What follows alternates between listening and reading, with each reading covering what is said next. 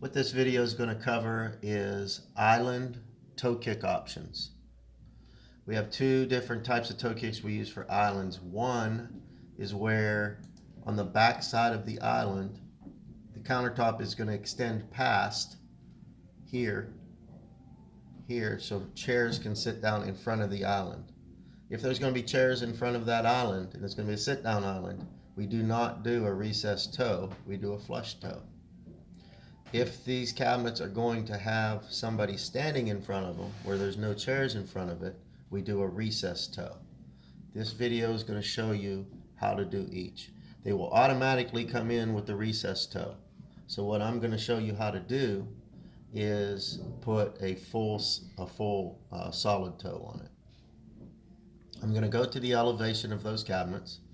I'm going to click on the cabinet and I'm going to go into my edit, which takes us into the ortho view. Or in this case, you can double click on it. Depends on what your settings are in Cabinet Vision. So as you can see over here, we've got our standard recessed toe kick with our bottom rail. What we want to do is we're going to delete the front toe. We're going to make our bottom rail go all the way down to the floor. Simple as that. So what we have is a 4-inch toe. We have an 1.5 inch bottom rail. So we're going to make the bottom rail 5.5 inches so it matches the rest of the kitchen in height. And what you do is you go to your section editor, you come up to properties. This is the properties of this cabinet. And you see here you can change construction, doors, drawers, hardware, everything just on this one cabinet. So it makes this cabinet unique from the others when you do this. So we're going to go to our toe kicks. You click on your toe kicks. It's going to open up the settings for your toe kicks right here. Right now the toe kick height is set to 4 inches. We don't want a toe kick. We don't want a recessed toe kick. So what we're going to do is tell it 0. Click on the recess, tell it 0. Okay? Then we click OK. You'll notice over here in the 3D the toe kick is gone.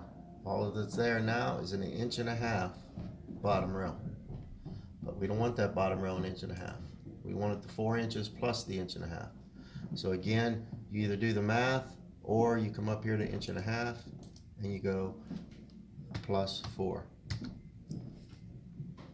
Now you see you have a 5.5 inch bottom rail and it is flush with no recess. Now when we go back to our elevation, you can't, the only way you can tell in the elevation is you look for the bottom rail line, it's gone. You see here? Now, when we go into 3D, you'll really see it. There's our 3D view. You can see a solid toe, recessed toe. So that's how you change a toe kick from solid toe to recessed. Now, if we decided we wanted this toe kick recessed, we do the exact opposite. We go back and we can make this thing go right back to what it was before by taking that override off. Go to properties,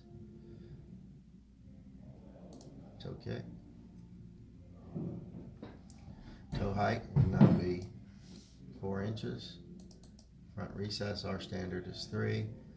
You click OK. Now it's going to look kind of funny at first because it's got that 5.5 inch bottom rail. Then you click on your bottom rail and you make it 1.5 inches again. Now you're back to standard toe kick, standard production. Now when we go back to our elevation, the bottom rail is back on. When we go to 3D, it's back to normal. That's how you change between the two toe kick types.